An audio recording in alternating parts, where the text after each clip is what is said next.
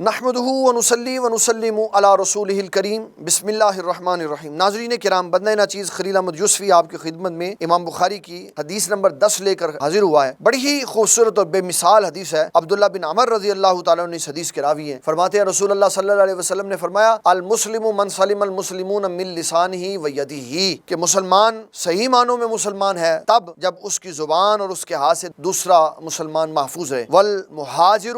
من ہاجر من اللہ عنہ، اور تمام ہجرت کرنے والوں میں سے سب سے زیادہ فضیلت والا استحبابی دور میں وہ مہاجر ہے جو اس چیز کو چھوڑ دیتا ہے جس کو اللہ تعالیٰ نے منع فرمایا۔ امام بخاری رحمۃ اللہ علیہ نے اس کو حدیث نمبر 10 پر بیان کیا ہے۔ اس میں بڑی اہم بات یہ سمجھنے والی ہے کہ ہمارے بہت سارے لوگ جب کسی سے مصافحہ کرتے ہیں تو ایک ہاتھ سے کرتے ہیں اور کہتے ہیں کہ جناب والا حدیث میں جو عربی کا لفظ استعمال ہوا ہاتھ کے ساتھ مصافحہ کرنے کے لیے، اس کے لیے یا اور دال کا لفظ استعمال ہوا، ید، ایک ہی ہاتھ کا لفظ استعمال ہوا ہے، تو اس لیے میں ایک ہاتھ سے مصافحہ کرتا ہوں کیونکہ سنت ہے۔ اب اس حدیث کو سمجھیے گا۔ نبی صلی اللہ علیہ وسلم نے فرمایا المسلم من سلم المسلمون من لسانہ و یدہ، مسلمان وہ ہے جس کی زبان سے اور جس کے ہاتھ سے دوسرا مسلمان محفوظ رہے۔ اس کا مطلب یہ ہوا کہ ایک بندہ ارادہ کر لے کہ میں نے اپنے دائیں ہاتھ سے نہیں مارنا اور بائیں ہاتھ سے بھی مار سکتا ہے، پھر اس کے بعد اپنی دونوں ٹانگوں کا بھی استعمال کر سکتا ہے، تو حدیث کی اصل میں کوئی فرق نہیں آئے گا۔ اگر کوئی یہ معنی کرے گا تو لوگ اس کو کہیں گے اللہ کے بندے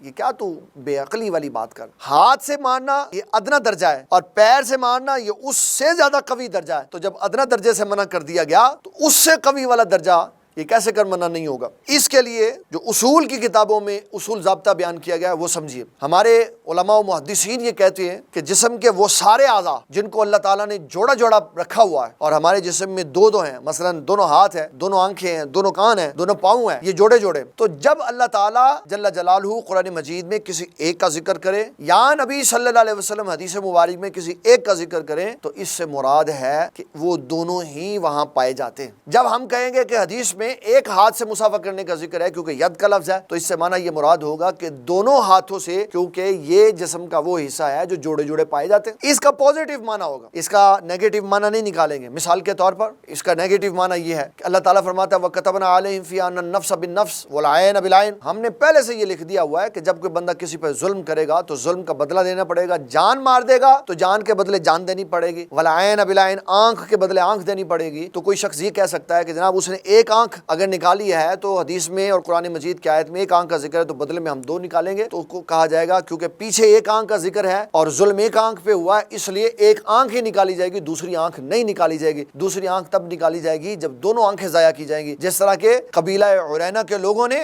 نبی صلی اللہ علیہ وسلم کے ان صحابہ کرام کے ساتھ ظلم و زیادتی کی کہ جنہوں نے ان کو دودھ پلایا اور اپنے پاس رکھا، کھلی آب و ہوا میں رکھا، تو جب ان کی کیفیات درست ہوئی تو انہوں نے آنکھوں میں گرم سلائیاں پھیر دی، دونوں کے ساز و سامان لے گئے۔ تو نبی صلی اللہ علیہ وسلم نے بھی جب ان کو پکڑا عرینہ کے لوگوں کو، آپ نے بطور سزا ان کی دونوں آنکھوں میں گرم سلائیاں پھیرنے کا حکم ارشاد فرمایا اور بتایا مجرم کسی بھی بڑے خاندان کا بندہ ہو اس کو چھوڑ دینا یہ مظلوم کے ساتھ زیادتی کرنے کے برابر ہے۔ تو خیر میں اپنی بات کی طرف واپس آتا ہوں۔ تو ایک ہاتھ سے سلام کرنا یہ حدیث کا موضوع نہیں ہے۔ احباب یہ جوڑے جوڑے حصے موجود ہیں، تو جب ایک ہاتھ مراد ہوگا تو دونوں ہاتھوں سے سلام لیا جائے گا۔ اور حدیث مبارک نے ایک اور بھی بات ارشاد کی کہ ہجرت کا ایک دور ہے جس میں ہجرت فرض ہے، وہ گزر گیا، ایک دور آئے گا جس میں دوبارہ ہجرت فرض ہو جائے گی، وہ ابھی آیا نہیں۔ اس دور میں ہجرت استحبابی ہے، یعنی جائز ہے، اگر کہیں عبادت نہیں کرنے دے رہا تو کہیں اور جانا اسلام نے اس کی اجازت دی ہوئی ہے۔ لیکن نبی صلی اللہ علیہ وسلم نے فرمایا استحبابی دور میں سب سے بڑی اور باکمال ہجرت وہ ہے جو انسان